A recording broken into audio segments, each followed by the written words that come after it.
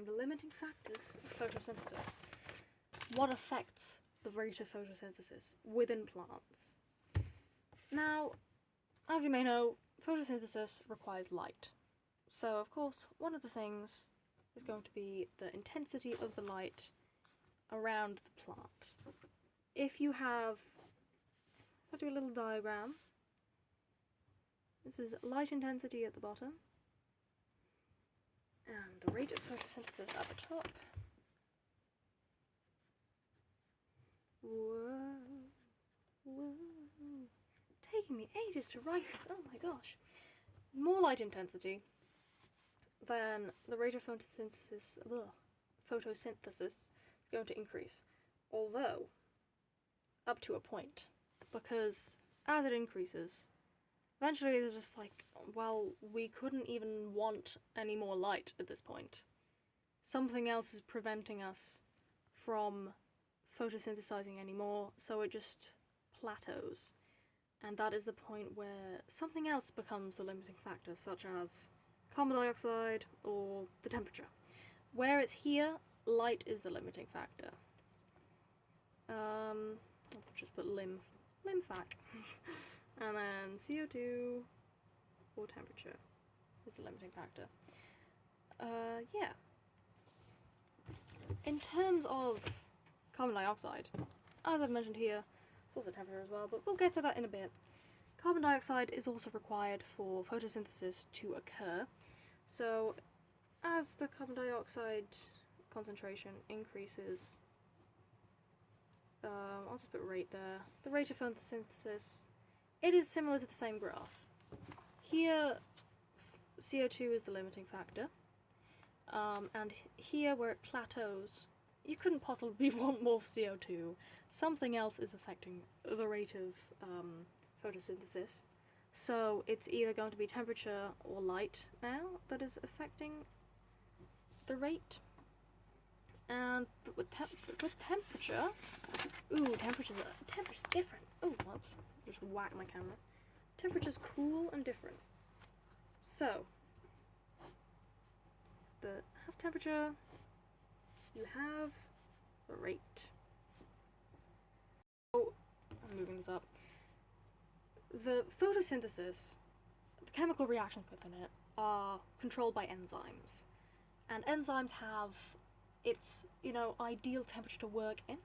So if it's low, the enzymes aren't going to denature. They're just not really going to do much of anything. As you increase the temperature, it gets better.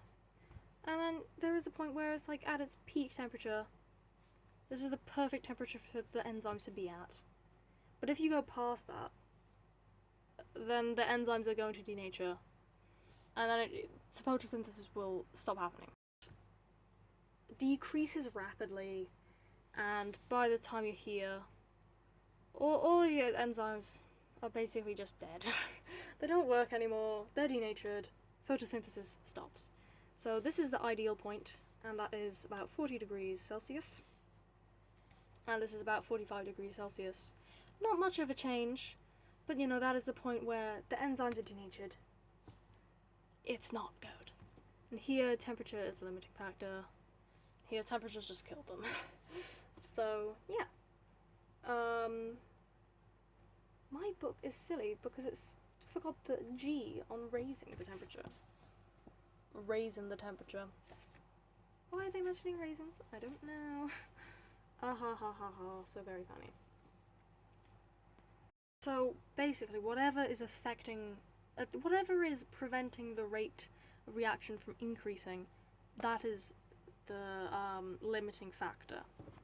That is what the limiting factor is. It is just whatever factor is limiting it, essentially. Water is also needed for photosynthesis, but if you add more water, it doesn't really increase the rate of photosynthesis. What you need is just enough water. If you give it too much water, it'll kill the plant. But yeah, it doesn't really affect the rate too much. As long as you have enough water to keep the plant alive, then that is enough for photosynthesis. And if you add more, then it'll just, well, it'll kill the plant. seen. I have never seen a dead plant carrying out photosynthesis before. In my opinion. Water is used for, however. Well, first of all, cells are mostly made of water, which means, you know, it needs the chemicals that are used for certain chemical reactions to be dissolved in water so that they can actually react, which is why water needs to be there. Also, minerals. Water provides a way for the minerals to move up the plant in little special things. And yeah, it also transports dissolved sugar away from the leaves. It just allows for transportation, which means it allows cells to get minerals. Yeah. And it's sort of related as filling the vacuoles of non-woody plants, which means... Actually, no, I'm getting things confused. Not so related, but related in terms that as plants and water. The vacuoles of the cells themselves allows them, if it has water, it allows it to be turgid, which means that it keeps the plant stem upright. If there's not much water, the cells are flaccid, so the plant can just sort of droop sadly like that. Weirdest looking plant I've ever seen, but you know. If the cells are turgid, the plant is nice and upright, and it's happy, and it's somehow transformed into a tree instead of a shoot. Which, this is called wilting. It's a common word, you would know it, but sometimes you can forget normal words in exams, so remember that you actually need to know the word wilting. Because if you forget that, you will feel a little bit silly. I've done similar things before where I've just forgotten normal words, and then I'm like, oh no, oh no. There are some minerals here now.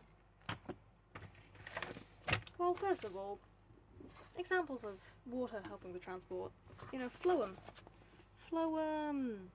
This is in a root. The xylem is a cross shape. Phloem is around it. This is in a stem. It's sort of like pills. They look like pills. You need to remember that the xylem is usually on the inside, phloem's on the outside, because you don't need to diagram, you need to label the diagram. And then, you know, root hairs, this is an epidermis. It's the outside, which is epi, and the dermis is just essentially, if you think skin, it's like the outside skin. Phloem is transporting sugar in solution, which is why water is needed. But xylem only transports water. The fact that there's an entire thing dedicated to transporting water, though, shows its importance in plants.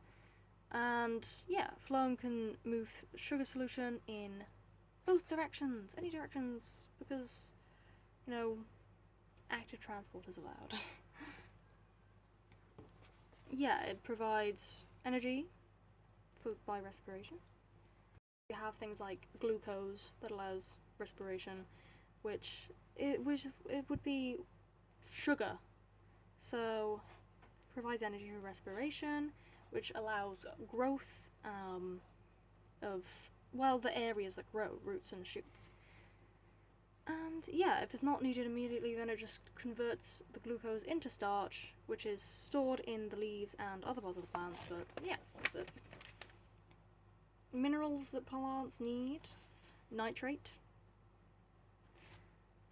Nitrogen, sorry, for nitrate. If you don't have much nitrate, your plants aren't gonna grow very well. Started barking. Anyway, nitrate. She's still barking. Just stop now. Anyway, nitrate for growth. Potassium.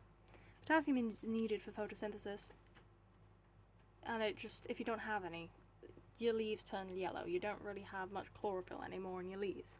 And phosphate is related with root growth, so if you don't have much phosphate, then poor root growth. Those are the ones you need to remember. It's just those. Which is nice. It's nice. Only 3 things. Imagine only having to remember 3 things. I wish. Do you want to see what you have to remember in A-level? I'm bothering to get the booklet. It's like 10 different nutrients. You only need 3 for GCSE. I want to go back to GCSE. Anyway, that's the video. Bye.